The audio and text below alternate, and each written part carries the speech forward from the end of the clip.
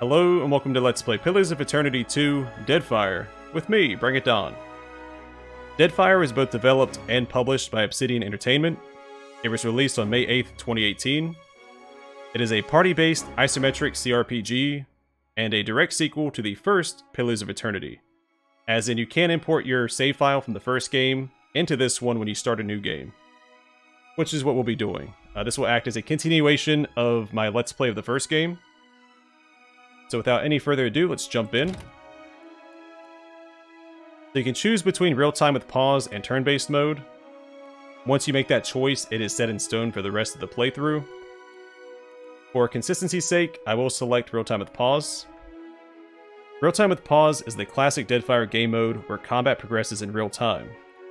Classic mode of play, faster action-oriented combat. Pause is available at any time to assist with pacing. Recommended for players that enjoy classic real-time with pause experiences, which I do. I also like turn-based. I'm not very picky. We did play the first game on hard, so I'll be selecting veteran here. Veteran difficulty is for players who need more enemies and more aggressive enemy tactics to feel challenged. I would choose Path of the Damned if that's what I chose in the first game, but I'm going for consistency. I will not do Trial of Iron for a Let's Play. There's just too much that could go wrong. I won't select Expert Mode either, because there may be new things in this game that the first one didn't have. I do want level scaling.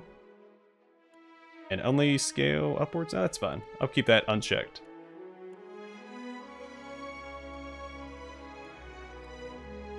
Level scaling provides a consistent level of challenge to players when exploring Deadfire. While enabled, enemies within a scene will adjust their level up or down depending on the player character's level, relative to the intended level for the scene. Start game.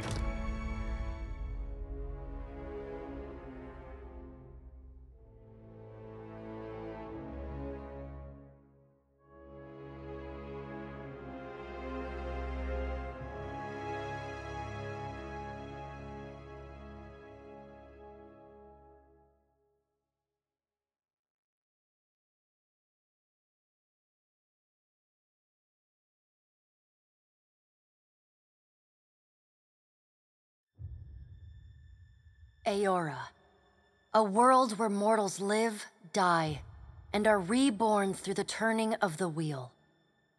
The cycle of reincarnation watched over by the gods, and made possible through pillars of a mystical substance known as Audra.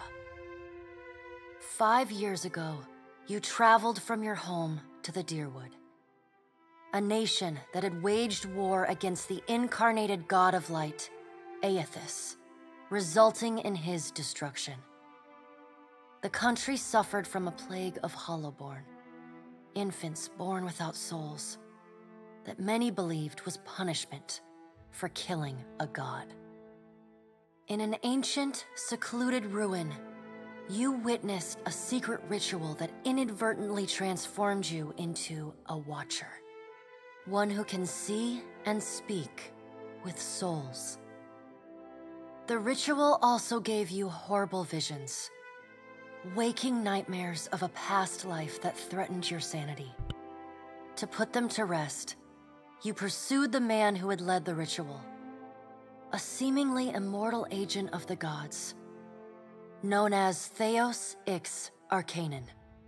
With divine assistance, you confronted and defeated Theos, ending your visions and resolving the Hollowborn crisis.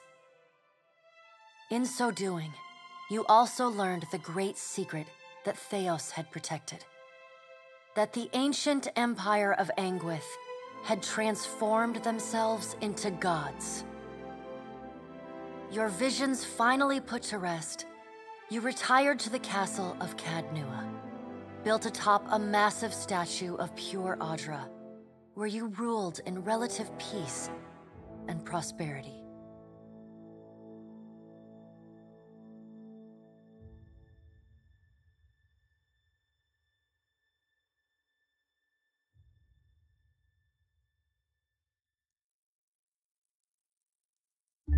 Made a nice story.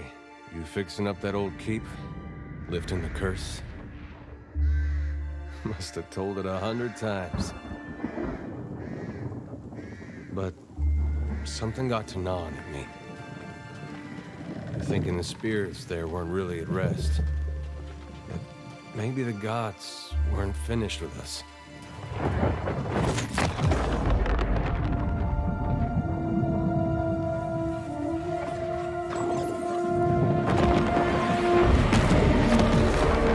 I used to dream that when my god came back, he would forgive us.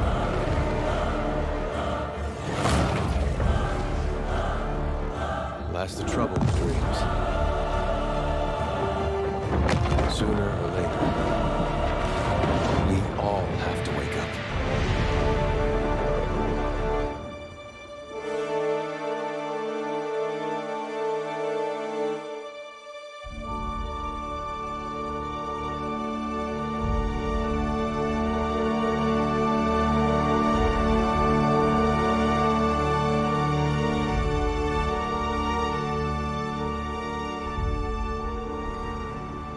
And so you wake to a sleepless world, the in-between of life and death. Follow your memories. You have been here before. That was quite the introduction.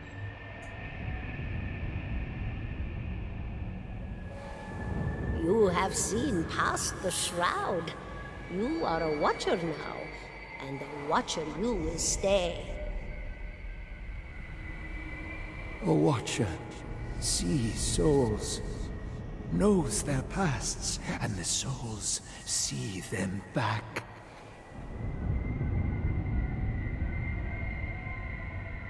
A dubious honor, inheriting a fortress both broken and cursed.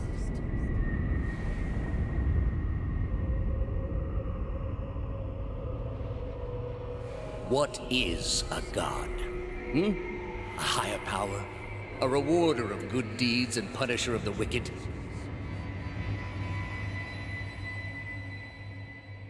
The gods aren't real, but something else entirely. Something created by people.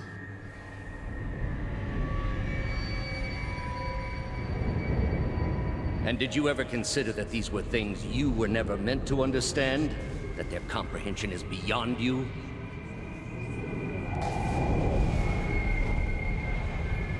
Let the world see. Let them decide what to do. I'm assuming that my soul is glowing brighter because I have a more powerful soul than the ones that I'm walking briskly past. The wheel has turned again, Watcher. Come.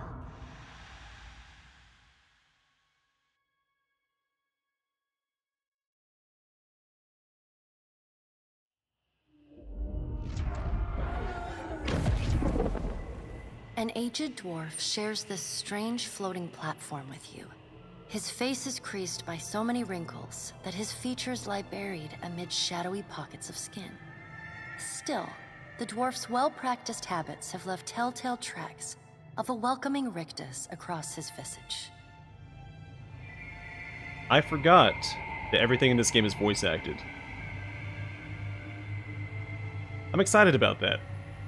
It means you guys don't have to listen to my voice nearly as much.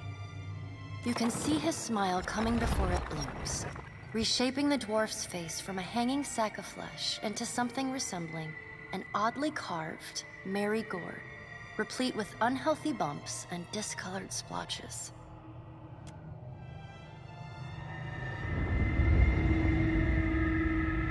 The creases of the dwarf's face tighten into a smile as he gives you a courteous nod.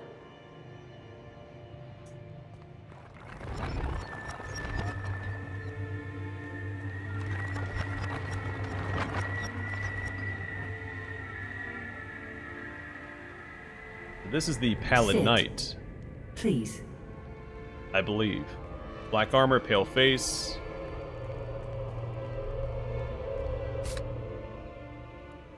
Yeah, know how that works.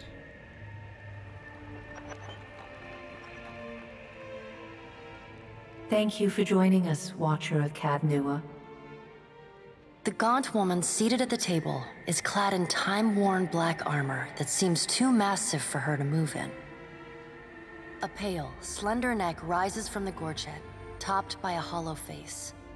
The milky skin stretched across it is delicate and translucent, like parchment that has been scraped clean too many times.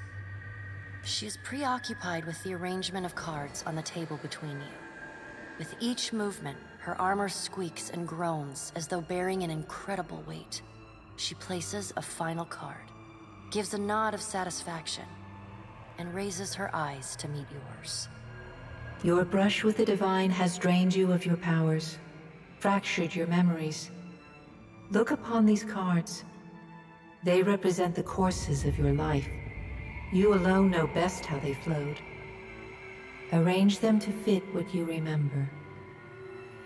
Examine the cards to choose your legacy.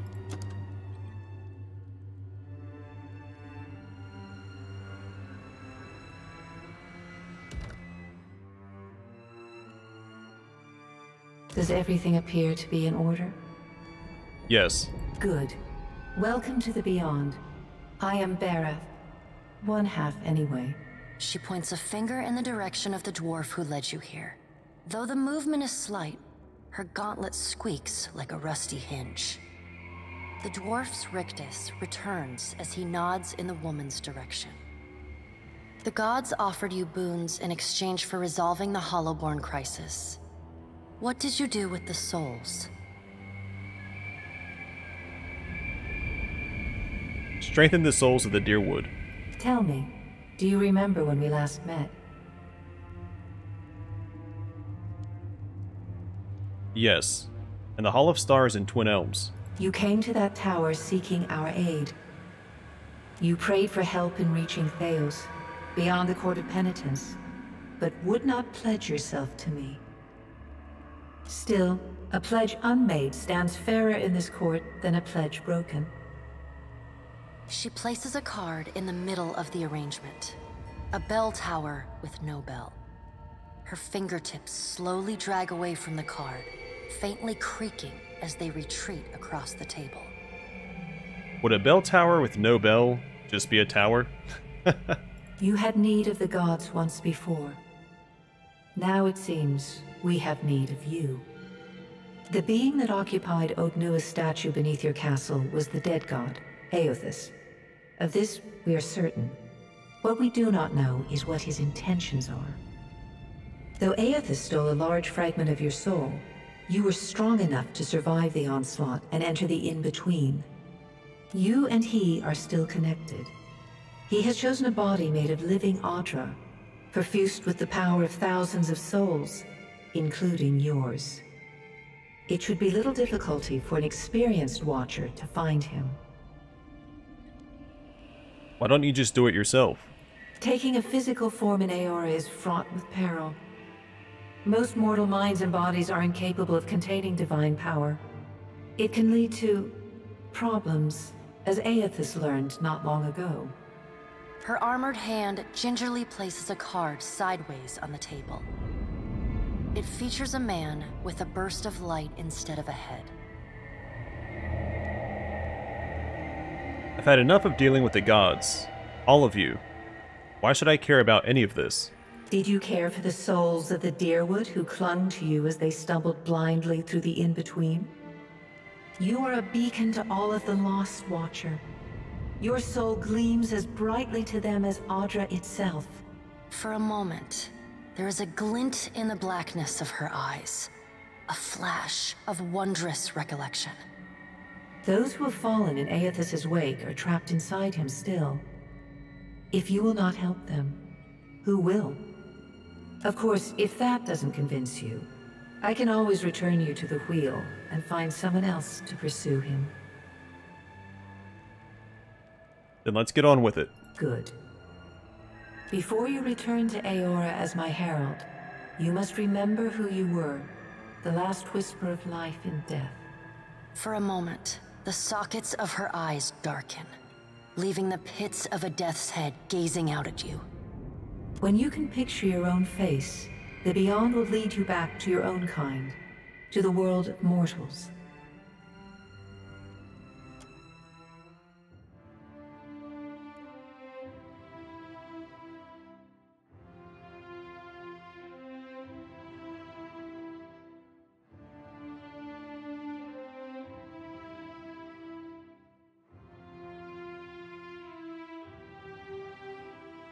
Okay, it's not giving me the option to import my own character.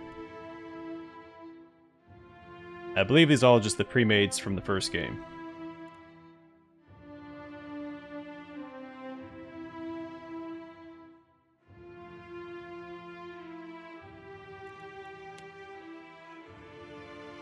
Alright, so I guess we will start from scratch.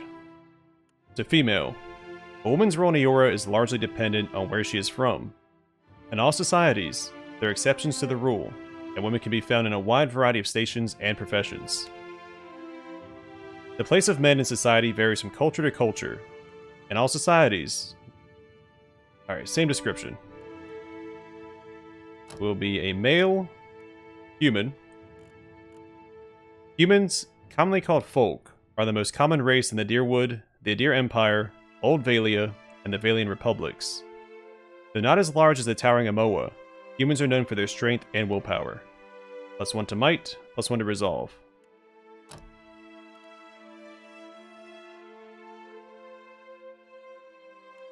So I was Meadowfolk in the previous. The Meadowfolk, or Theurton, came from an ancient civilization in the Northern Hemisphere and gradually migrated south into the equatorial jungles of Adir over several millennia.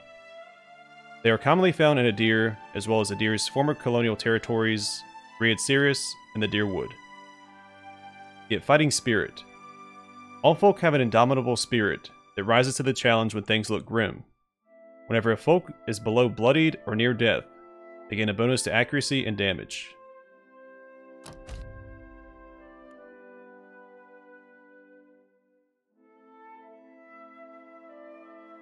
So I am going to multi-class. I was debating, it took me a long time to decide on this, but I am going to multi-class because I think it'll show character growth from the first game to the second game. So I'm still going to be a Gold Pack Knight.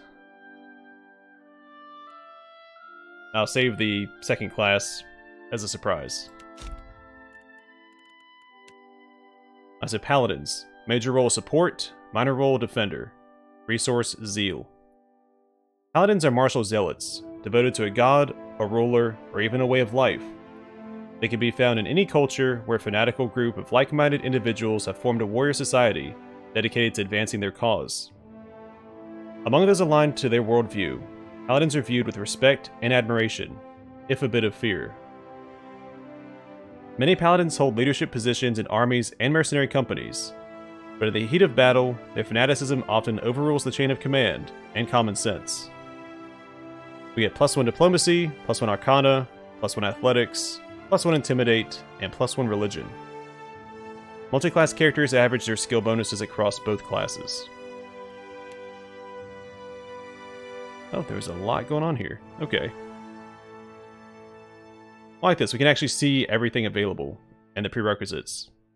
This is far better than the first game.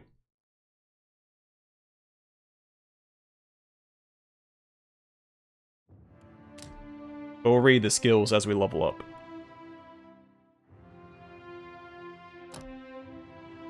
Subclass, Gold Pack Knights. Mercenaries with a solemn reverence for the sanctity of contracts. Gold Pack Knights fulfill their obligations with unemotional, unswerving commitment, and without moral judgment. Bonus, gain Sworn Enemy. Sworn Enemy gains the upgrade Gilded Enmity, which causes the Paladin to be imbued with the Blessing of Gold when they declare a Sworn Enemy. The Paladin receives bonus armor rating until struck enough times for the gold to break. That's cool.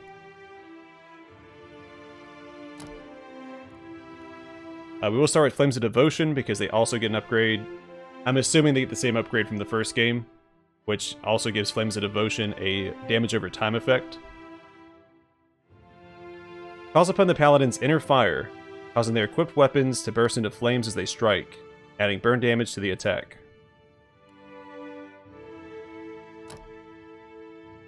Alright, second class. I was thinking about doing Cypher,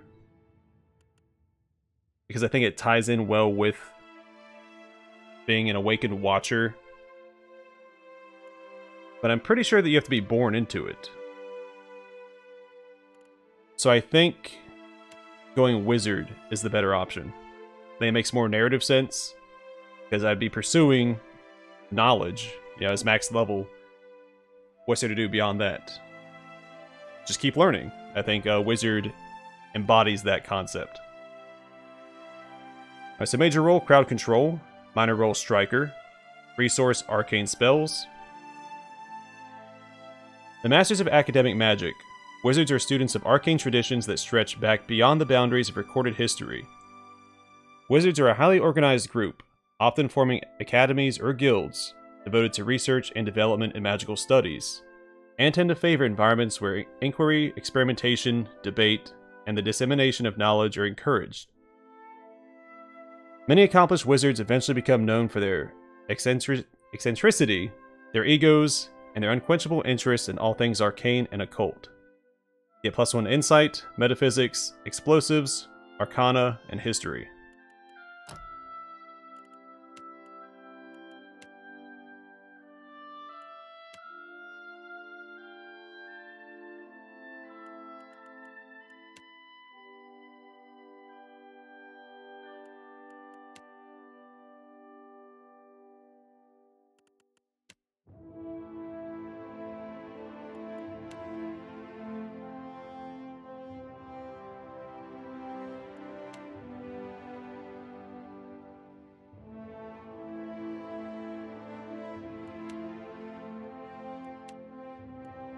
Alright, so if I choose either one of the ones I'm interested in, I will lose access to enchanting. And it's either evocation or conjuration. I think I'd rather lose access to evocation. I don't care about DPS spells as much. So I think I'll go transmuters.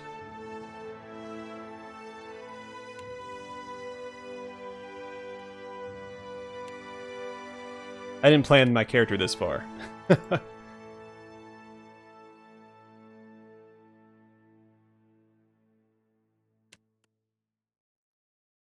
Yeah, let's go Transmuter. Transmuters excel at all magic that alters the wizard or their enemies, but are unable to cast enchantment or evocation spells. Bonus, gain increased power level with transmutation spells. Gain Form of the Fearsome Brute spell. Transforms... Oh, I don't want to shapeshift. Illusionist it is. Illusionists master spells that disguise and conceal, but are unable to cast conjuration or enchanting spells. Gain increased power level with illusion spells. Gain Reflexive Mirror passive. Once per encounter, when first attacked, automatically gain the effects of the spell Mirrored Image. Yeah, that's way better. Penalty, lose access to spells from Conjuration and Enchanting schools. Increase recovery time for wizard spells not of the Illusion school. I'm fine with limiting myself because I do know we get a wizard companion. I will start with Wizard's Devil and... that's it. Creates a duplicate of the caster to distract enemies, granting the caster a high deflection bonus until he or she is successfully hit. Alright, so I'm going to try and match what I had in the first game. 16 and 16, and I think it was Constitution. But I might try to split that up with Perception. Like so, and then 1 into Intellect. So Might. Might contributes to damage, healing effectiveness, and the Fortitude defense. It represents a character's physical and spiritual strength, brute force, as well as their ability to channel powerful magic. It's recommended for Arcane Knight, so right now with 16 it's plus 18% damage and healing, and plus 12 Fortitude. Constitution. Constitution affects health and the Fortitude defense. It represents a combination of the character's overall health and stamina. So right now, at 12, we have plus 10% health and plus 4 Fortitude. Dexterity. Dexterity affects the character's action speed with all attacks, spells, and abilities, and contributes to their reflex defense. It represents a combination of hand-eye coordination, swiftness, and overall grace. Perception. Perception contributes to accuracy and the reflex defense. Perception represents a character's senses, as well as their instinctive ability to pick up on details, such as detecting traps or hidden objects. With 12 perception, we get +2 accuracy and +4 reflex. Intellect. Intellect contributes to the will defense and influences durations and areas of effect for all abilities. It represents a character's logic, reasoning, and deduction capabilities. So at 11, we get +10% area of effect, +5% ability duration, and +2 will. Resolve contributes towards reducing hostile effect durations, as well as improving will and deflection defenses. It reflects a character's internal drive, determination, and fearlessness. At 16, we get -18% hostile effect duration, +6 deflection, and +12 will.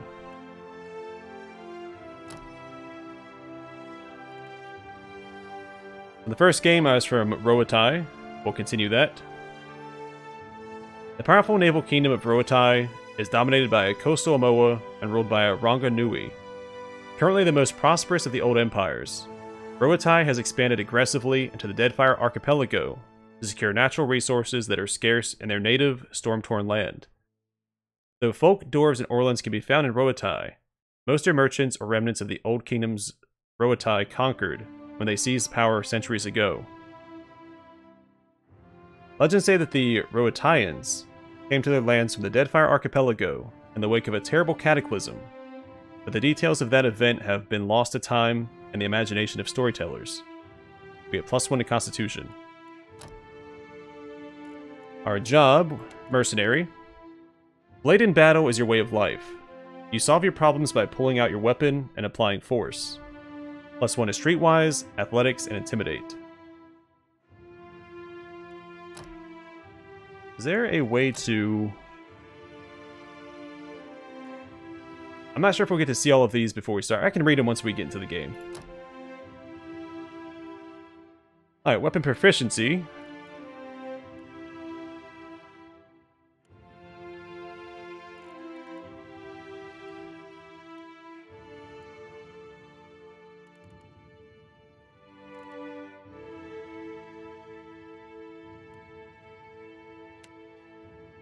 We'll get Warhammer here, and I did not realize we could get shield proficiency. So I was actually planning on doing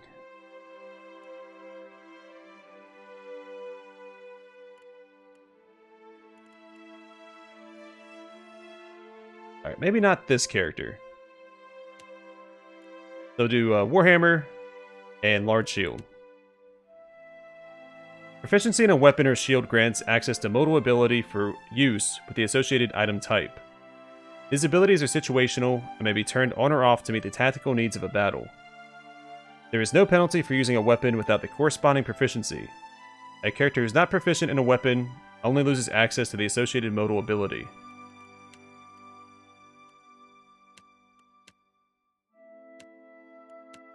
Alright, so the Warhammer gets Piercing Blows.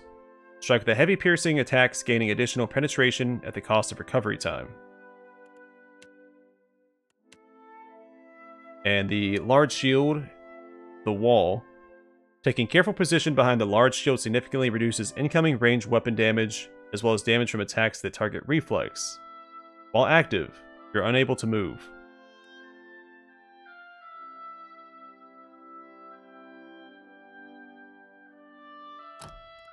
We can always respec if I'm not happy with that.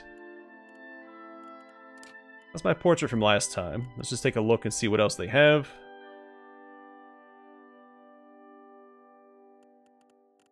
Yep, I'm going to stick with that. I like having the entire face encompassed because typically portraits don't represent exactly what I want my character to look like. That's a safe bet.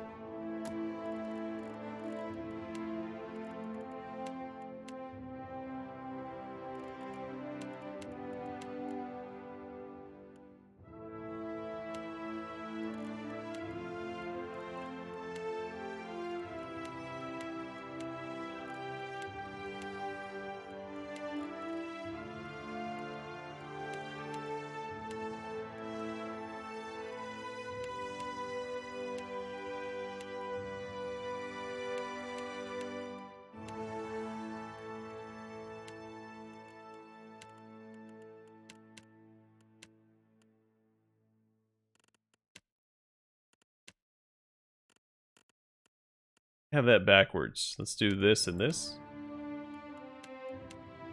I'm trying to do my hair color.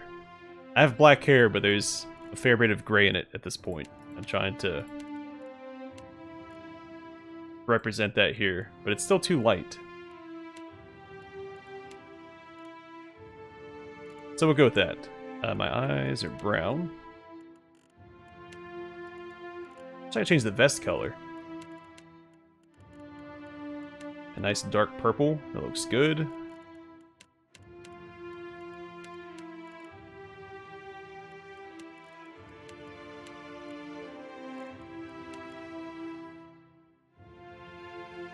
I think that'll be fine.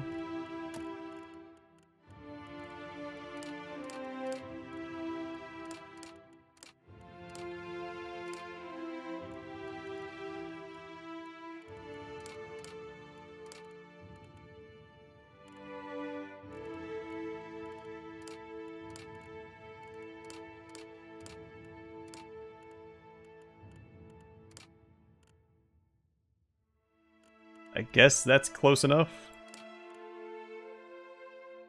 I mean, we should be wearing a helmet for the most part, so. I'll go on ahead. Stand together! Finish them! Attack! Let us end this! Silence around me. Take him down! I will go with Stoic. It's my favorite disposition anyway.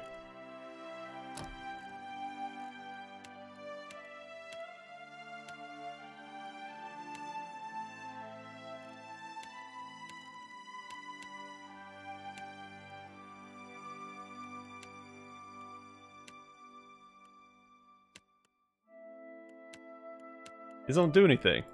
Alright, we'll go with Stoic. Alright, and Donald returns.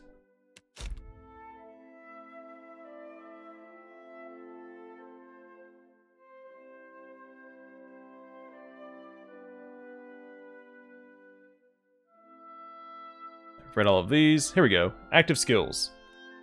Alchemy. Alchemy deals with the natural and supernatural properties of plants, body parts, and gemstones.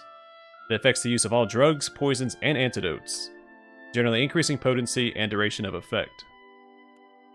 Arcana. Covers knowledge of all things magical that do not deal with metaphysics. In combat, it can be used to increase the power level of scrolls. Athletics. Adventuring is tiring work. In addition to the hazards of mortal combat, adventurers have walls to climb, rivers to cross, and pits to leap over. Once per encounter, characters with athletics can use the Second Wind ability to recover lost health. A higher athletics score increases the effect of Second Wind. In conversations and scripted interactions, athletics is used for physical feats like climbing, swimming, and jumping. Explosives improves the accuracy, damage, and effectiveness of bombs, noisemakers, and similar devices. Mechanics. Traps and locks can be a problem for even the toughest adventurers, draining their resources and injuring or killing those who are unfortunate enough to trigger an unseen floor plate. The mechanics skill makes it easier to open locks and disable traps. Additionally, any character can use the mechanics skill to place traps of their own. The higher the mechanics skill, the more accurate the trap. In conversations and scripted interactions, mechanics can be used to activate or disable a variety of machines. Sleight of hand. Whether you want to lift a few coins from an unsuspecting mark, or plant incriminating evidence, or worse on an enemy, sleight of hand can get the job done without drawing suspicion. Stealth allows characters of any class to attempt to avoid being seen or heard. It is used automatically whenever the character is in stealth mode. The higher the character's skill, the closer they can get to enemies before they're being detected. Passive skills. Bluff. All but the most honest adventurers find it useful to stretch the truth on occasion. Unscrupulous denial, feigned ignorance, gross exaggeration, and bald-faced lying are all covered by this skill. Diplomacy can be used to negotiate rational and reasonable resolutions to difficult situations. It stresses patience, respect, and sensitivity, and may therefore be despised by the rough edges of Eoran societies. History. A broad skill, history covers the commonly accepted narratives of Eora's civilizations and how they came to be. As the skill draws from many sources, a measure of folklore has been woven into many stories. Insight. Conversations can be difficult to navigate. People may be evasive, lying, frightened, or preoccupied with other matters. Insight is used to empathize with someone and understand their underlying emotions and motivations. Intimidate. Through physical imposition, raw intensity, and overt threats, Intimidate allows a character to leave onlookers shaken and cowed. Though not everyone responds well to intimidation, it can be used as an effective tool of persuasion. Metaphysics. A young field of knowledge, metaphysics deals with animancy, Adra, the wheel, the in-between, the beyond, and all mysteries of the soul. Religion covers both the theological concerns of Eora's various religions, as well as popular beliefs, saint cults, and religious organizations in the world. Streetwise covers the basic rules of survival one learns on the streets and back alleys of major cities. It includes urban readiness, as well as appropriate etiquette for dealing with unsavory types. Survival can be used in conversations and scripted interactions that involve wilderness challenges or specialized information about nature.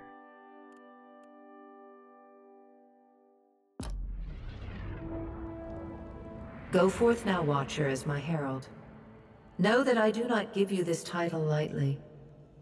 When the time comes, you will have the power to reveal the souls that cling to you, to open the gateway from the in-between to the waking world.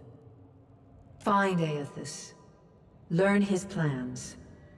When I have cause to talk to you, I will summon you. With a quick gesture of her hand, you feel a sharp pain in what would be your chest. The pain continues, intruding deeper into your soul.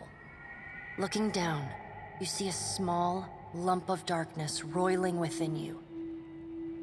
The darkness lingers there, but the pain abates and fades entirely within the span of a few seconds.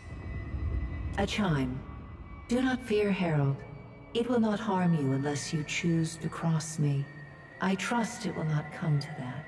Her gauntleted hand gestures to the dwarf, hovering nearby. The dwarf nods, contorts his face with his odd smile, and gestures to a new door. Okay, feels like a bit of an odd spot to call it, but this episode was just supposed to be character creation. So I'm going to call it here. The next episode we will make our way through this door and see what awaits us. But for now, thanks for watching. Hope to see you guys in the next one.